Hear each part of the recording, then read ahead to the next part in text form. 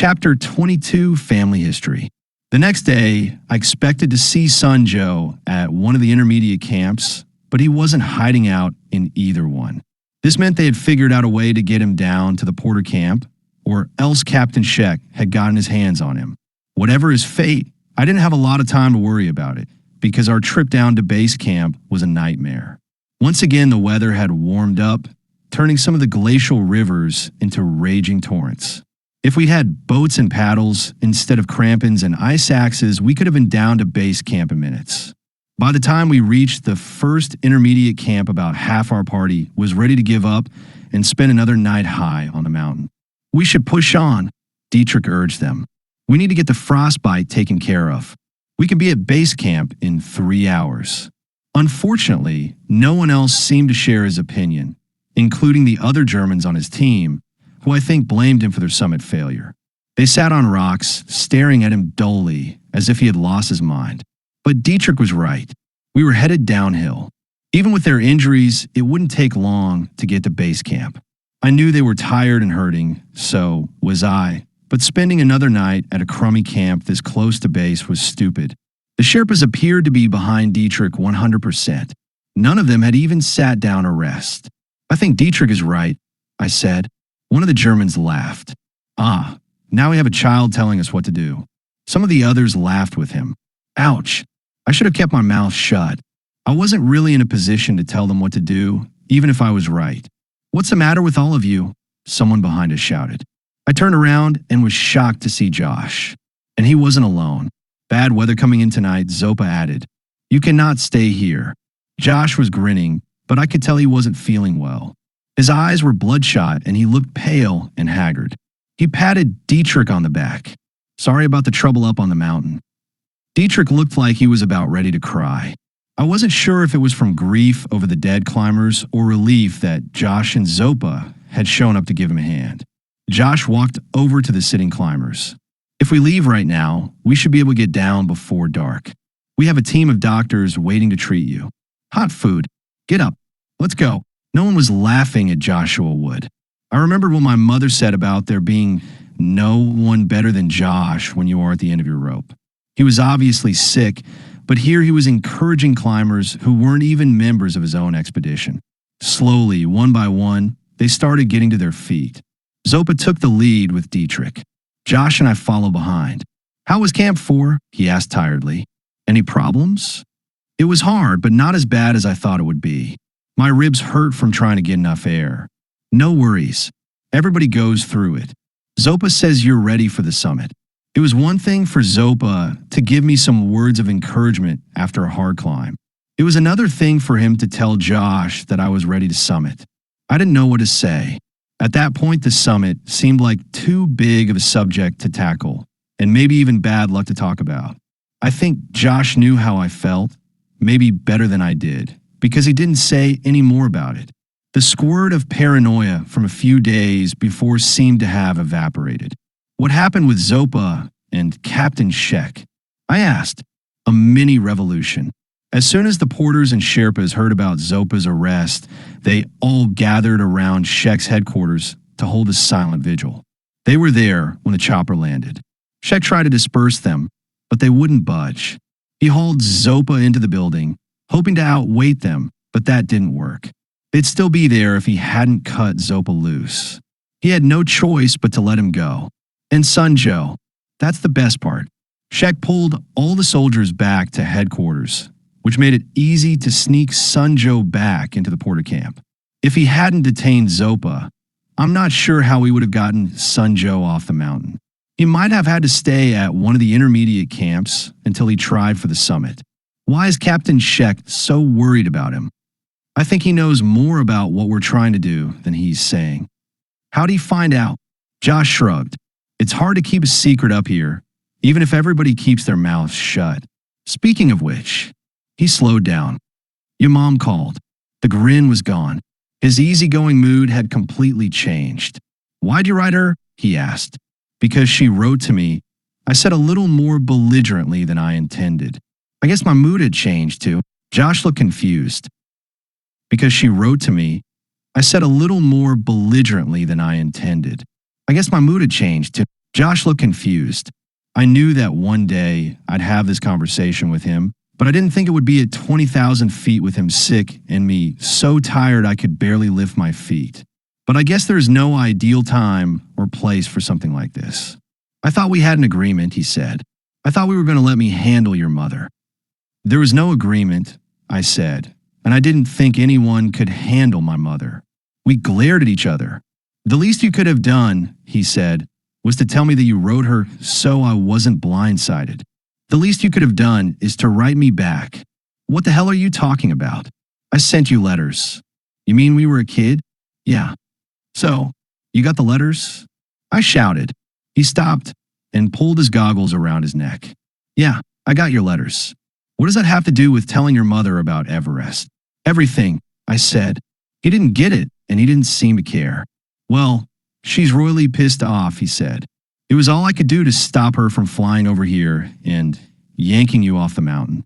At least I think I stopped her. She wants you to call her as soon as you get to base camp. Fine, I said. She insisted that I take you to the top myself, which screws up everything. I'm either going to have to go with you and Sunjo, or you'll have to join my team, which means there will be a long delay in your summit attempt because it looks like we'll be the last team to go. I'm in no shape to climb, and neither is anyone else on the team. Lucky you have a backup in Sunjo, I said. Either way, you'll get the youngest climber in the world to the summit. Is that what this is about? He asked. You're mad because it's not about just you anymore. It was never about me, I said. It's always been about you. I walked away from him, past the injured climbers, past Dietrich, past Zopa, arriving back at base camp a half hour before any of them. I barged into HQ, grabbed the sat phone, and punched in the number as I stomped over to my tent. Mom answered on the first ring. Peek. I got a little choked up when I heard her voice, and it was a second or two before I could respond. Hi, Mom. Silence. That went on so long that I thought I'd lost the connection. You should have told me, she finally said. I was tempted to say that I had told her in a Moleskine, but I knew that wouldn't fly. Sorry, I said. That didn't sound very sincere, but I'll accept it. How'd you do at camp for? She asked quietly. I was shocked at how calm she was. It was hard, I answered, but I'm good. Your ribs are okay. A little sore, but yeah, they're fine. You're not mad. Furious. That was more like it, but she didn't sound furious. Josh told me you were sick. I'm over it, but a lot of the others have it now, including Josh, but I didn't tell her that. I know, she said. Since I got your journal, I've been surfing the Everest websites. Looks like a lot of climbers are leaving the mountain. I also read about the deaths at Camp 6. I walked down a mountain today with the German team leader. I told her. His name is Dietrich. And how is he? I don't know, devastated, I guess. And how are you? What do you mean? Well, for people died less than a mile away from you, she said, sounding a little more like my mother. Any thoughts on that? Feelings? Reaction? I didn't know what to say. I feel bad, didn't quite cut it. Mom was just getting warmed up. 4 people died on the mountain. Human beings, peak, with mothers, fathers, brothers, sisters, children, wives, husbands, girlfriends, boyfriends sitting at home worrying about them. By now they've gotten a phone call or an email with the bad news. Sorry, your husband/wife/daughter isn't coming home. No, we can't retrieve a body above Camp 4. It's too dangerous. I reached my tent and climbed inside. Let me ask you a question, she said. Go ahead. Do you think you're a better climber than the 4 who died? No. Do you think you're luckier than they were? I guess, I said. I'm alive. That's not what I'm getting at. You're saying that the same thing could happen to me. You're not on a wall in back of our cabin or at a climbing camp. You're on Everest. People die up there, peak. You might die. The guys who died weren't acclimatized. I protested. They should have waited. They saw a break in the weather and got summit fever. They made a mistake. You think that means anything to those who were waiting at home for them? I looked up at the drawings that the 2 Ps had sent. Well, Mom persisted. One of the drawings was a stick figure clinging to a skyscraper with a helicopter hovering overhead. Just above the stick figure was a little blue mountain. I'm trying for the summit, I said. I've gone through too much to give up now. This was followed by a longer silence than the first. I wish you wouldn't do it. Peak. But I'm not surprised by the decision. I know what I would have said to my mother if I were on Everest getting ready for the climb of my life. She rarely talked about her parents. They still lived in Nebraska, and I had met them only twice. It wasn't much fun either time. They didn't approve of Mom, me, Josh, Rolf, or even the two Ps. Mom had left home right after high school and never lived there again. I'll be careful, I said. No one climbs a mountain thinking they're not coming back down. How are the two Ps? I asked. You're changing the subject. Yeah. Mom sighed. Hang on a minute. About 30 seconds later, the sat phone earpiece was filled with a pair of screaming, giggling 6-year-olds. Where are you? When are you coming home? I miss you. No, I miss you. Did you get our letters? Mommy was mad at you. Are you coming home for our birthday? This went on for a while, and I just listened with a big stupid grin on my face. Until I heard them, I hadn't realized how much I missed them. Mom finally took the phone away from them. Okay, she said. You have to let Peak answer your questions. I'm going to put him on speakerphone. You two are going to sit there quietly. If you make one sound, the phone calls over. I heard a click. I miss you too, I said. I'm on a big mountain called Everest, in a country called Tibet. I have your drawing hanging up in my tent. I'm looking at it right now. I'm not sure if I'm going to be there for our birthday or not. I have to get to the top of the mountain first. Can I ask, Mommy? Patrice asked. Yes, but only one question. Then Paula can ask a question. Then you both need to go back to the kitchen and finish breakfast, or you'll be late for school. But, no, Mom cut her off. One question each, then back to breakfast. Do we have a deal? The twins reluctantly agreed. Did you get our other letter? Patrice asked. The heavy one? Not yet, I said, but I'm sure it's on its way. The mail is very slow where I am. My turn, Paula said. Mommy gave your black diary to Mr. Vincent. I hope he likes it, I said. He's funny, Paula said. Okay, that's it, Mom said. But I didn't ask a question, Paula complained. We had a deal. Both of you go back to the kitchen. There was some grumbling and whining, but the two Ps obeyed. What time is it there? A little after 8 in the morning. I hadn't even thought about what time it was. Mom had probably been waiting all night for my call. How's Rolf? He's out of town on a business trip.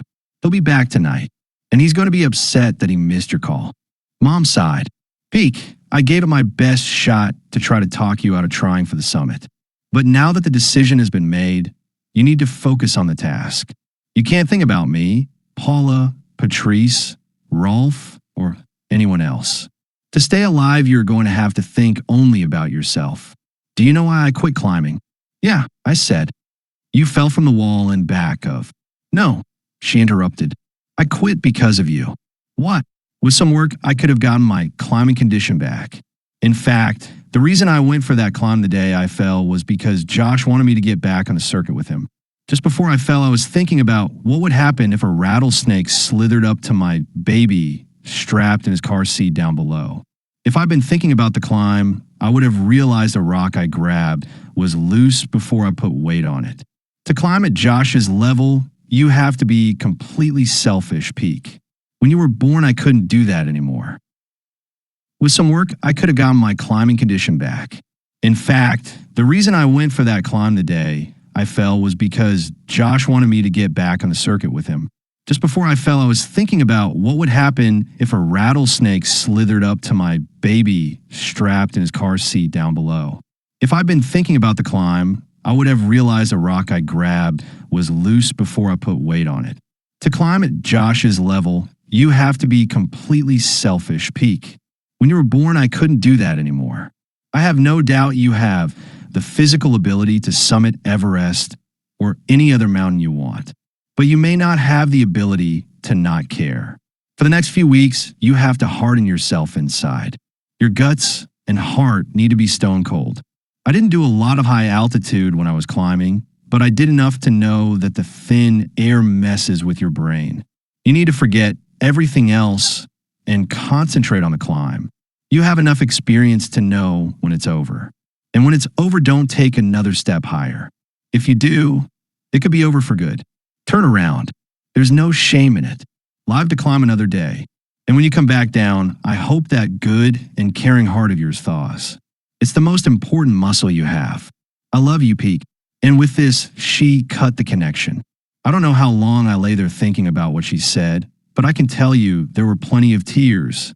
As the blue light through the tent faded to dark, I was still lying there when the flap opened. It was Josh. You have a sat phone? I sat up. Yeah, sorry. I should have brought it back. I gave it to him. So you talked to your mom? Yes. One thing we need to get straight, he said. Getting Sunjo to the top is not a backup plan.